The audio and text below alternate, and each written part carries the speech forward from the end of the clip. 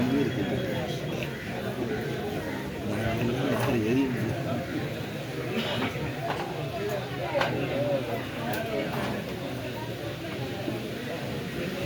நம்ம தமிழ்நாட்டில் வச்சு வளரக்கூடிய தேனிப்பெட்டியோட பேர் என்ன பார்த்தீங்கன்னா இந்திய தேனிப்பெட்டி. இது வந்து ஃபர்ஸ்ட் வந்து நான் மொத்தம் 4 ஸ்டெப்பாக இருக்கும். கீழே இருக்கிறது வந்து அடிப்பலகை, அதுக்கு மேலே இருக்கிறது வந்து ப்ரூட் ஜம்பர், தமிழில் வந்து புழுவரைன்னு சொல்லுவோம். அதுக்கு மேலே வந்து சூப்பர் ஜம்பர் தேனரை, லாஸ்ட்டில் இருக்கிறது வந்து மூடி.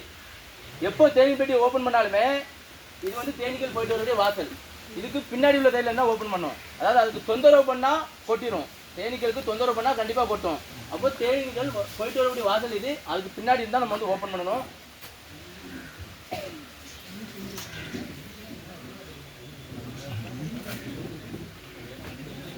மொத்தம் வந்து இதில் ப்ரூட் சேம்பரில் வந்து 6 சட்டங்கள் வச்சுருப்போம். நம்ம இந்திய தேனிப்பெட்டிகளில் 6 சட்டங்கள் வச்சுருப்போம். ப்ரூட் சேம்பர்னா என்ன? ப்ரூட் சேம்பர்னா அதாவது இனப்பெருக்கம் பண்ணக்கூடிய பெட்டி. அதாவது ராணி தேனி, வேலைக்கார தேனி, ஆண் தேனிகள், அதாவது ஒரு தேனி குடும்பத்தில் என்னென்ன இருக்குமோ எல்லாமே இந்த கீழே உள்ள பெட்டியில் தான் இருக்கும். பொதுவாக அது ஒரு வீடு இருக்குது. இதில் வந்து ஃபர்ஸ்ட் ஸ்டெப்பில் என்ன இருக்கும்னு பார்த்தீங்கன்னா, இது வந்து ப்ரூட் சேம்பர். இந்த ப்ரூட் சேம்பரில் ஃபர்ஸ்ட் இருக்கிறது தேன். அதாவது நல்லா பார்த்துக்கணும், இது மேலே இருக்கிறது வந்து தேன் இருக்கும். அதுக்கு கீழே இருக்கிறது மகரந்தம். அதுக்கு கீழே தான் ஒரு நாள் முட்டை, புழு பருவம், கூண்டு புழு பருவம் எல்லாமே வந்து இருக்கும். ஒரு தேனி பெட்டிகள், அதை நம்ம வச்சிருக்கக்கூடிய இடத்துல சரியான அளவு தேன் கிடைச்சி நம்ம பெட்டி நல்லா இருக்கும் அப்படின்னா கண்டிப்பாக நான் சொன்னது எல்லாமே இருக்கணும். ஃபர்ஸ்ட் ஸ்டெப்பில் இந்த அளவுக்கு தேன் இருக்கும். இந்த தேன் வந்து அதோட தேவைக்கக்கூடிய தேன்.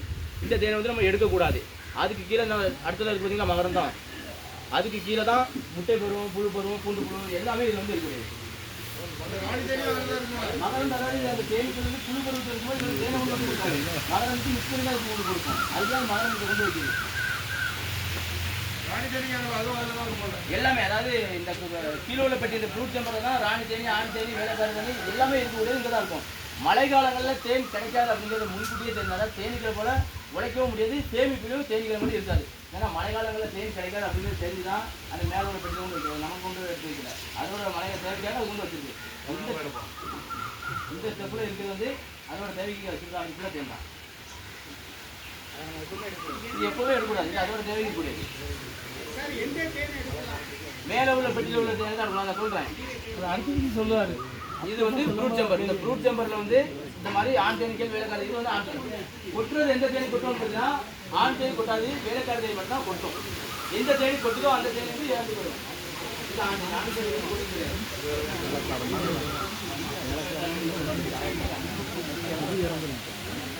கொட்டுறது வந்து வேலைக்கார தேனி தான் கொட்டும். எந்த தேனி கொட்டுதோ அந்த தேனி வந்து இறந்து போயிடும். மொத்தம் 3 வகையான தேனீக்கள் இருக்கும். 90% ஆண் தேனி வேலைக்கார தேனீகள், 9% ஆண் தேனீகள்.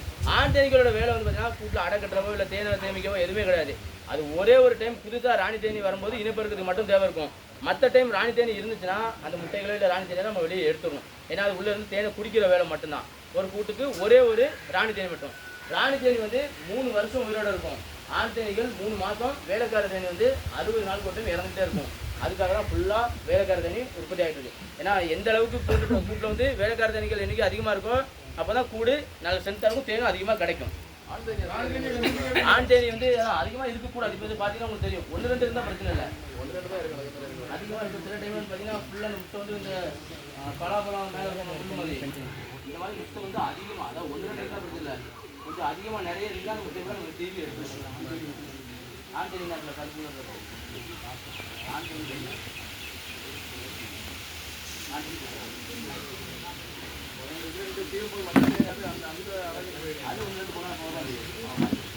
இங்கே வந்து ஆண் தேனி, பெண் தேனி இதை பார்த்துக்கிறோம்.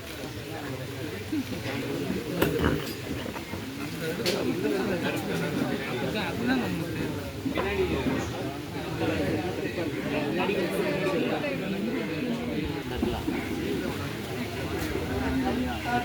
கருப்பாக இருக்குது ஆண் தேனி. இந்த முட்டை ஆண் முட்டைன்றது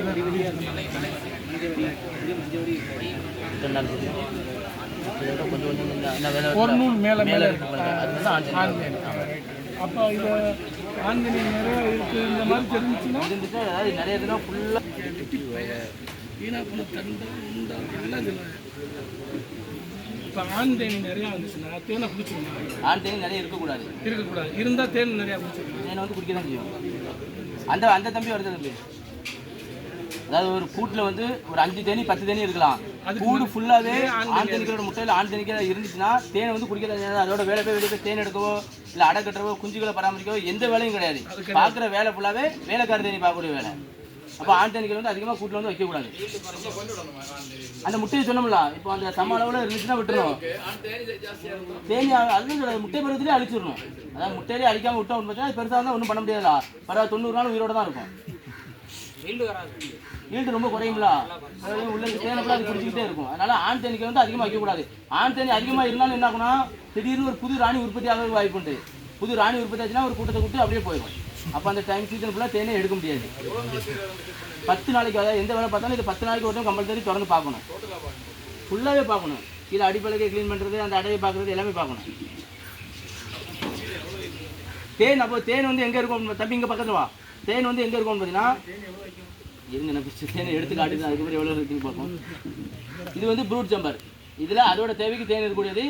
மேலே இருக்க சூப்பர் சேம்பரில் மட்டும்தான் தேன் எடுக்கணும். கீழே வந்து முட்டை பருவம், புழு பருவம், கூண்டு புழு எல்லாமே இருக்கும். மேலே இருக்கக்கூடிய நான் இப்போ காட்டக்கூடியது ஃபுல்லாக தேன் மட்டும்தான் இருக்கும்.